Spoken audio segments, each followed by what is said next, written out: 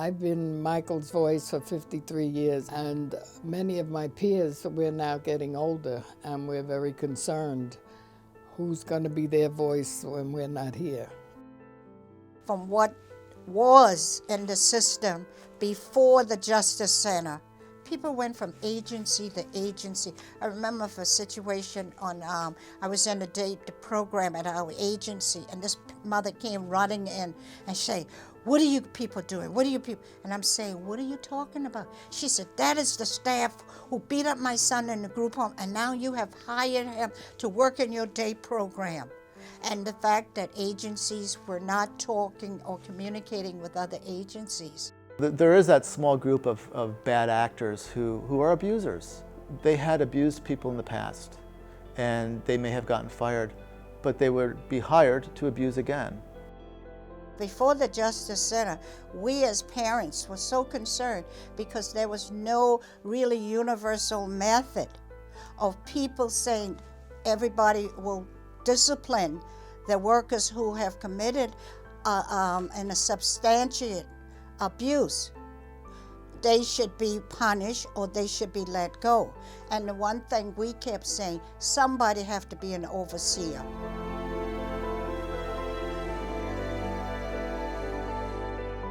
The Justice Center did not come about to intimidate people, to sort of get rid of people.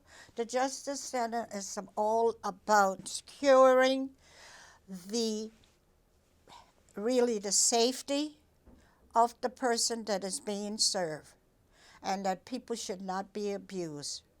And that is my goal. I don't want my son, like anybody, if you love your child or you love your family member, you do not want them to be abused. And that's why it's so important. First off, we have the state staff exclusion list that's operated by the Justice Center, and that's design and implementation has been fantastic. It allows the state to make sure that individuals who don't belong in the field of providing services are taken out. So those people with a level 1 substantiation can no longer work with consumers.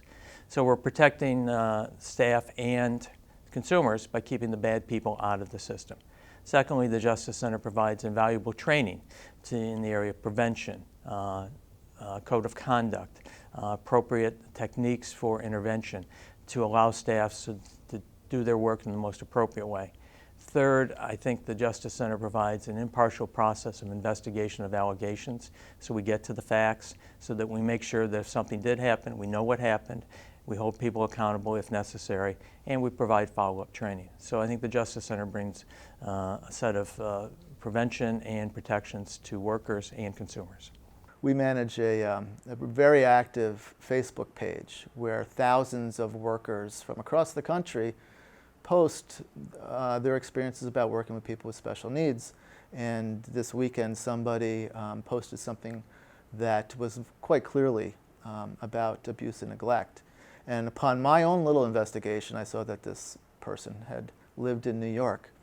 So I took a screenshot of that description of what she wrote, and I called the call center at the Justice Center, and I made that report. And I'm glad I did. And reading through some of those comments on our Facebook page, it was so interesting, the feedback that others who didn't even know this person who made that post were telling this person, you need to call the Justice Center, you have to call this in. Those were other New Yorkers. People from outside of New York were saying the same thing, although they don't have the Justice Center, they would say you have to report this. Which from my vantage point as an executive director of a national organization that advocates for workers, it was pretty gratifying to see that the vast majority of people who are commenting on this were saying, you need to do the right thing. That's the thing about the Justice Center's definitions of abuse and neglect. It kind of removes what is right and what is wrong.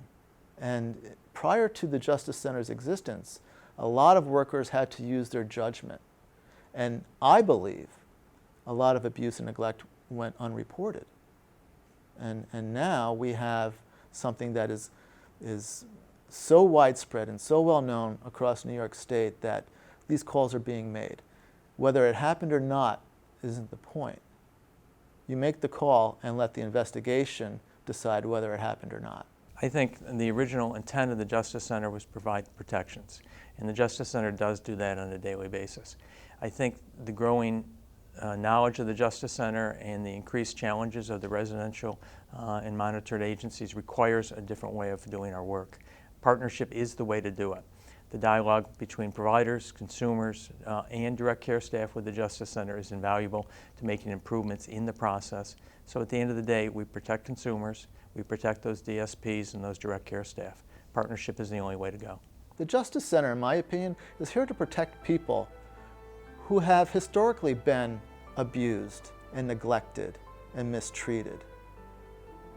There's nothing wrong with trying to fix that and keep people safe. Everybody should be for that.